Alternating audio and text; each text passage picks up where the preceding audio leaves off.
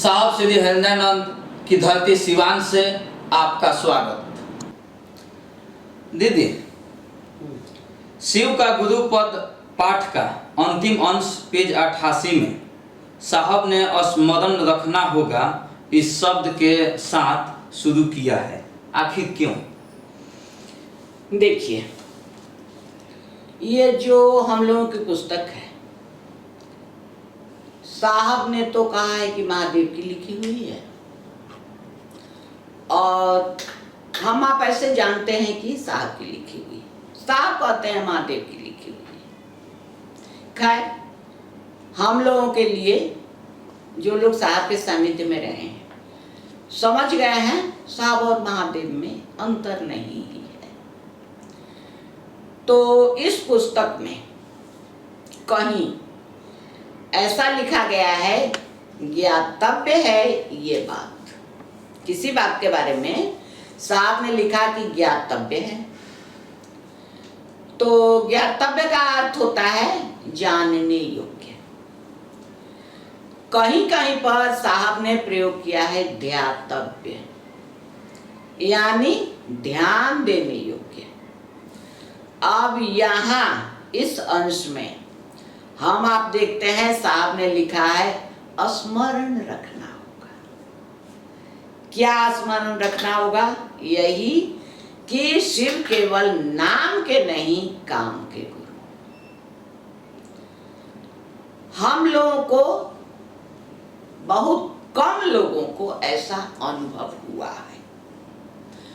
जिनको अनुभव हुआ है उनको भी, जिनको नहीं हुआ है उनको भी ये याद रखना है। इस पर साहब ने जोर दिया है कि इसे हमको आपको याद रखना है। जैसा कि मैंने पहले ही शुरू में ही, हम लोग जब पुस्तक पर बात शुरू किए थे तो मेरी समझ में जो आया था, मेरा मन जो समझा था, मैंने कहा कि जब मैंने पहली बार पुस्तक पढ़ी तो ऐसा लगा जैसे ये शिव शिष्यता का संविधान है। शिव शिष्यों को कैसे रहना है, क्या करना है, क्या नहीं करना है, ये सारी बातें। बाद में जब 2-4 बार पढ़े तो लगा कि नहीं, केवल ये संविधान भर नहीं है, इसमें जितने भी आध्यात्मिक, धार्मिक, नैतिक ग्रंथ, साहित्य अभी तक लिखे गए हैं जो धरती पर उपलब्ध हैं, सबों का निचोड़ है। ऐसा भी नहीं है कि मैं शिव को गुरु माना है मैंने, इसलिए मैं इस ग्रंथ को महिमा मंडन कर रही हूं। जो भी पढ़ेगा उसको समझ में आएगा। तो लगा कि इसमें हर कुछ है, सारे वेद, शास्त्र, उपनिषद, जितने भी धार्मिक, नैतिक ग्रंथ हैं, आध्यात्मिक, सबों का निचोड़ है। अब पढ़ने पर जैसे ऐसे शब्द आते हैं हमारे आपके सामने, ज्ञातव्य, ध्यातव्य, स्मरण रखना होगा, तो ऐसे ऐसे शब्द आते गए हमारे सामने, और मेरा मन सोचने पर ये विवश हो गया। मेरे मन से कभी ये निकलता नहीं है कि अरे, ये पुस्तक केवल संविधान भर नहीं है, ये पुस्तक केवल वेद शास्त्रों का सारांश भर नहीं है, ये पुस्तक हम आप जानते हैं एक कदम भी बिना गुरु की दया की नहीं चल सकते। हमारी आपकी कोई भी कामना हो, लौकिक, पारलौकिक, लौकिक यानी जगत में किसी चीज की इच्छा, पारलौकिक यानी मोक्ष, मुक्ति, स्वर्ग, क्या क्या कहते हैं। तो लौकिक या पारलौकिक किसी भी इच्छा का बिना गुरु दया के पूरा होना संभव नहीं। बल्कि कुछ दिन गुरु के सानिध्य में रहने पर हम आप अनुभव करते हैं कि हमारा आपका जीवन का हर क्षण गुरु की दया पर ही निर्भर है। और इस पुस्तक को पढ़ने के बाद ये लगता है कि ये संविधान भी है, वेद उपनिषद का सारांश भी है, और जो सबसे जरूरी है, गुरु की दया पाने के हम आप योग्य बन जाएं, पात्र बन जाएं, तो ये काम कैसे होगा, यानी हम आप गुरु की दया कैसे पा सकते हैं, कैसे दया पाने के योग्य बन जाएं, उसके बारे में पुस्तक में साहब ने बहुत अच्छी तरह समझाया है। यदि हम आप समझ जाते हैं तो हमको आपको गुरु दया का पात्र बनने से, गुरु के दया के योग्य बनने से कोई नहीं रोक सकता है। अब इसके आगे साहब जिस बात के बारे में स्मरण रखना होगा लिखते हैं। अब उस बात पर आए। साहब लिखते हैं, शिष्य अपनी इच्छाओं और कामनाओं को लेकर गुरु के पास जाता है। हम आप सभी जानते हैं, ये कोई ऐसी शास्त्रीय भाषा नहीं है जो समझ में न आए। और तो छोड़िए, साहब भी तो अपनी इच्छा या कामना को ही लेकर गए थे। क्या हम आप सब जानते हैं, कहानी लंबी है कि साहब को चमत्कार सीखने की इच्छा थी, इसलिए साहब गए थे। साहब हम लोगों को शिष्य बनाने के लिए, साहब का महादेव का संदेश पहुंचाने के लिए या खुद शिष्य बनने के लिए, इन सब बातों के लिए तो गए नहीं थे। सबसे पहले दिमाग में यही बात थी कि हमको चमत्कार सीखना है। इस इच्छा को लेकर बहुत सारे गुरुओं को साहब ने जांच लिया था, परख लिया था। तब साहब के मन ने सोचा कि महादेव के बारे में जब ऐसा लिखा हुआ है कि वो सबसे बड़े गुरु हैं, तो इनको अपना गुरु मान के देखते हैं। यानी साहब भी अपनी इच्छा और कामना लेकर ही गए थे।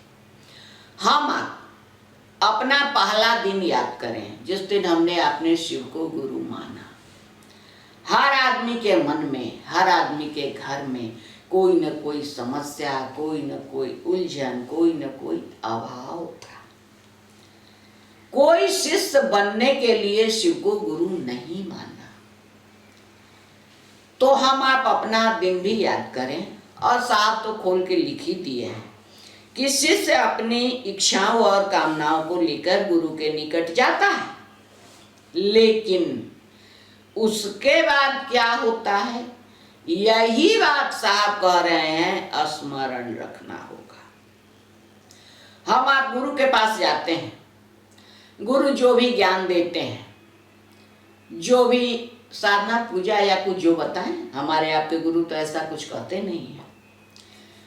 तो गुरु का ज्ञान जब हमारे आपके मन में उतरता है, ज्ञान मतलब समझ, साहब बताते, यानी हम आप जब धीरे धीरे कुछ कुछ गुरु ने जो कहा, गुरु का जो आदेश है, उसे जब हम धीरे धीरे धीरे कुछ कुछ समझने लगते हैं, तो हम आप, जैसा कि साहब ने लिखा है कि जीवन के उद्देश्य का परिमार्जन कर शुभ्र और चिन्मय स्वरूप देते हैं। कौन? गुरु। अब आइए, ये परिमार्जन क्या है, शुभ्र और चिन्मय स्वरूप क्या है। साहब लिखते हैं, गुरु का ज्ञान शिष्य के जीवन में उद्देश्य का परिमार्जन। उद्देश्य यानी हम आप जो सोचकर, जो लक्ष्य लेकर आए थे, जिस उद्देश्य से शिव को गुरु माने थे, उसका हमारे आपके गुरु का ज्ञान जब उतरता है तो वो परिमार्जन कर देते हैं। परिमार्जन का अर्थ यानी किसी चीज की धुलाई करके, उसकी साफ सफाई करके, उसके स्वाभाविक स्वरूप में, प्राकृतिक स्वरूप में वो जैसा है वैसा बना देना। यही है जीवन के उद्देश्य का परिमार्जन। हम आप आए थे अपनी इच्छा और कामना लेकर, लेकिन क्या मानव जीवन का यही उद्देश्य है? हम आपने तो ग्रंथों में पढ़ा है कि मानव जीवन अनमोल है, मानव जीवन के लिए देवगण भी तरसते हैं। तो क्या हम आप अभी जिस कामना इच्छा है तौबा में जी रहे हैं, इसी जीवन के लिए देवता लोग तरसते हैं? ऐसा तो नहीं होगा, इसके लिए तो नहीं तरसेंगे लोग। तो हम लोग मानव जीवन का जो सही उद्देश्य है, जो हम आप भूल गए हैं, इच्छाओं कामनाओं में धसे हुए हैं, तो गुरु का ज्ञान हमारी आपकी जो इच्छा कामना लेकर आने का उद्देश्य था। अब उसको बदल के, उसको धो धा के सफाई धुलाई करके सही जो उद्देश्य है, जिसके लिए मानव का जीवन मिला, जिसके लिए हमको आपको ईश्वर ने धरती पर भेजा, जब गुरु उसकी धुलाई करते हैं तब वो उद्देश्य हमको आपको समझ में आता है। तो उसकी धुलाई करके हमारी आपकी इच्छा कामना या उद्देश्य को शुभ्र और चिन्मय स्वरूप देते हैं। शुभ्र कहते हैं सफेद, उज्ज्वल, एकदम सफेद, बेदाग सफेदी। और चिन्मय, चिन्मय कहते हैं जो दिखता तो नहीं है, लेकिन ज्ञान की सबसे सर्वोच्च स्थिति, उसको कहते हैं चिन्मय स्वरूप। यानी अब उसके आगे कुछ जानना समझना नहीं है। तो ये गुरु के सानिध्य में रहते रहते हमारे आपके साथ गुरु ऐसा करते हैं कि हमारा आपका उद्देश्य बदल जाता है। जो इच्छा कामना लेके आए थे वो भूल जाते हैं, उसकी धुलाई करके उसे उज्जवल स्वरूप देते हैं, एकदम बेदाग सफेदी। और ज्ञान की, समझ की सबसे जो ऊंची स्थिति है वैसा स्वरूप हमको आपको देते हैं। तो सबसे ऊंची स्थिति चिन्मय, यानी ज्ञान का सबसे सर्वोच्च स्थिति वो क्या है? वो यही है कि हम आप केवल ईश्वर को चाहने लगे। मन ऐसा समझ जाए कि बस केवल ईश्वर ही एक प्यार करने की वस्तु हैं, प्यार करने के योग्य हैं, केवल उन्हीं के साथ रहना है, वही हमारे सबसे बड़े हित, सबसे बड़े मित्र, सबसे बड़े सगे संबंधी हैं, उनसे ज्यादा हमको कोई प्यार नहीं करता है। ये सारी बातें जब मन में आ रही हैं तो यही चिन्मय स्वरूप है हमारे आपके जीवन के उद्देश्य का। जब ऐसा मन सोचने लगे कि नहीं, शिव से बढ़ के मुझे कोई नहीं मानता है, जब ऐसा मन में आने लगे कि उनसे ज्यादा कोई भी मेरे लिए नहीं सोचता है, तो समझिए कि जीवन का उद्देश्य गुरु ने बदल दिया है, बदल रहे हैं।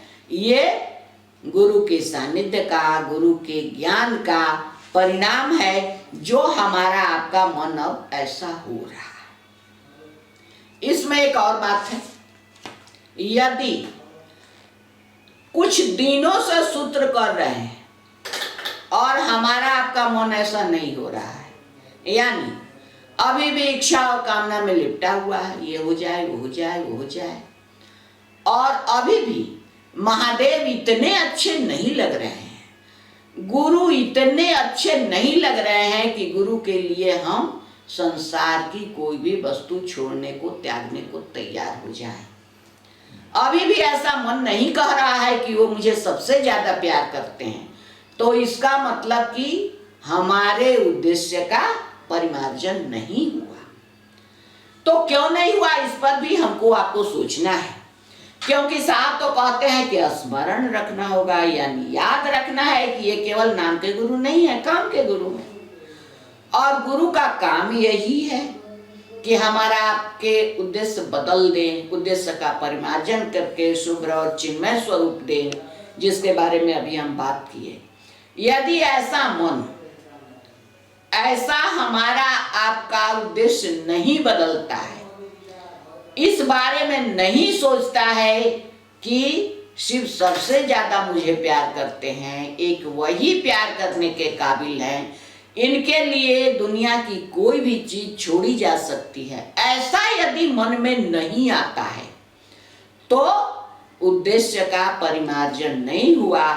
मानव जीवन के उद्देश्य का जो परिमार्जन है, जिसके बारे में साहब कहते हैं कि चिन्मय स्वरूप गुरु देते हैं, यानी चिन्मय स्वरूप नहीं मिला, अर्थात हम आप सूत्र अच्छी तरह से नहीं कर रहे, कहीं न कहीं कुछ न कुछ गड़बड़ी है, इसीलिए हमारा आपका उद्देश्य नहीं बदला। और फिर आगे साहब स्पष्ट करते हैं, उसको भी स्मरण रखना है, ध्यान देना है।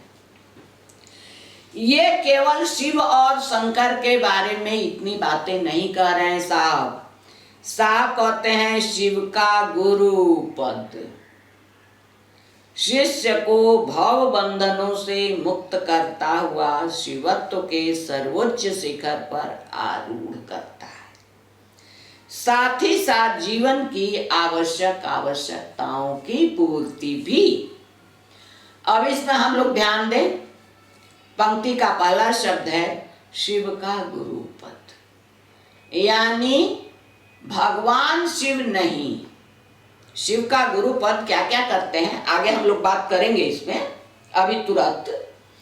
लेकिन साहब ने स्पष्ट करके लिखा है कि शिव का गुरु पद, शंकर भगवान नहीं, औढ़र दानी नहीं, नटराज नहीं, महामृत्युंजय नहीं, बहुत सारे नाम है।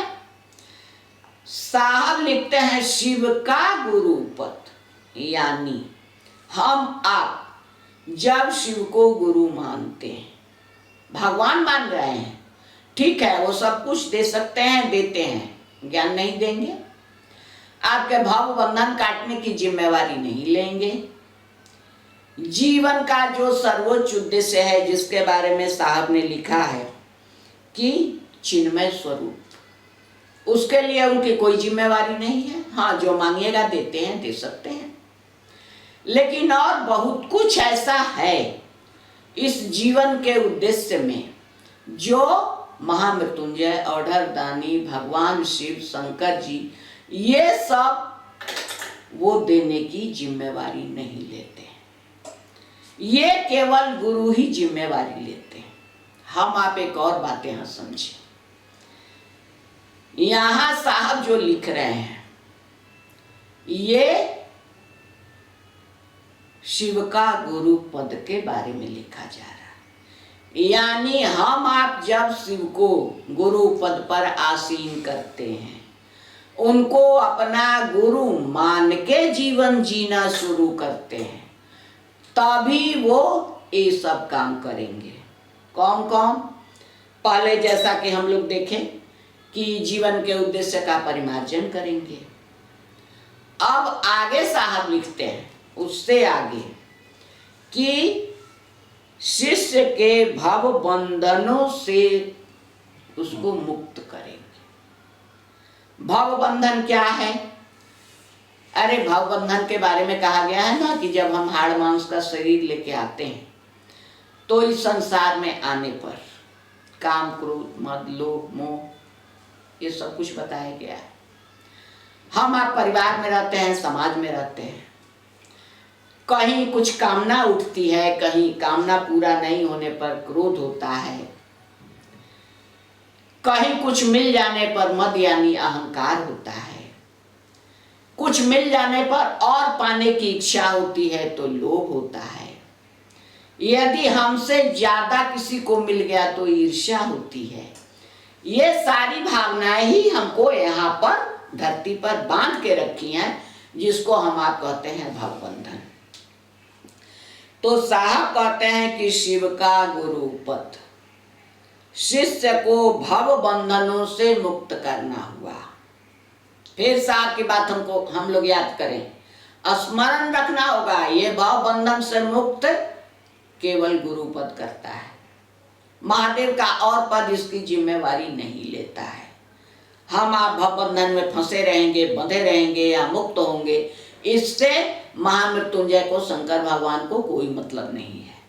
महामृत्युंजय असाध्य रोग दूर कर देंगे, जीवन के अवधि बढ़ा देंगे। ऑर्डर दानी जो मांगिएगा बिना सोचे समझे दे डालेंगे। ऐसे ही सबका अपना अपना काम है, अपना अपना रोल है, जितने स्वरूप है।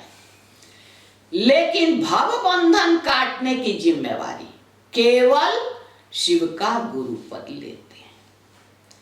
जब हम आप शिव को गुरु पद पर आसीन करेंगे, यानी मन में इनको गुरु मानेंगे, गुरु की कुर्सी पर बैठाकर शिष्य के रूप में उनके निकट जाने की कोशिश करेंगे, तब वो जो गुरु की जिम्मेवारी है, यानी भव बंधनों से मुक्त करना, भव बंधन से मुक्त भी करेंगे और क्या करेंगे, शिवत्व के सर्वोच्च शिखर पर आरूढ़ करेंगे।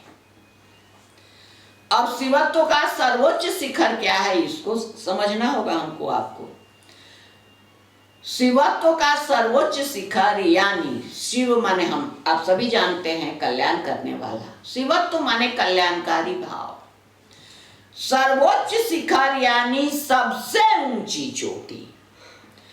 तो शिवत्व की कल्याणकारी भाव की सबसे ऊंची चोटी क्या है, स्वयं शिव है। शिव से ऊपर शिवत्व की कोई चोटी नहीं है। शिवत्व का सर्वोच्च शिखर शिव ही है। तो शिव के गुरु पद से जब हम रिश्ता बनाना शुरू करते हैं तो वो भाव बंधनों को काटेंगे। और एक बात, बिना भव बंधन कटे हुए हम आप शिवत्व की तरफ एक कदम भी नहीं बढ़ा सकते।